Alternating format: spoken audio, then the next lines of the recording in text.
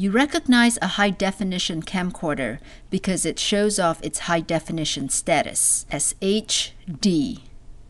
Do not confuse that for HDD, which refers to camcorders that stores videos on a hard disk drive. Should you get a high-definition camcorder? Ask yourself these 3 questions.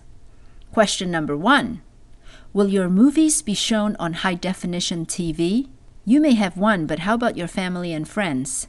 If you're mostly sharing your movies on standard TV, computers, or on the web, then the high-definition camcorder is a waste of money because high-definition recorded material is limited by the limitations of the viewing device. Question number 2. Does your movie editing software support high-definition video? Most don't. Question number 3. Are you prepared to spend a lot of money? High-definition camcorders range from $1,000 to $3,000 and up. In summary, high-definition camcorders only benefit video playback on high-definition TV. 2. Most movie editing software are not set up to take advantage of high-definition video. And 3.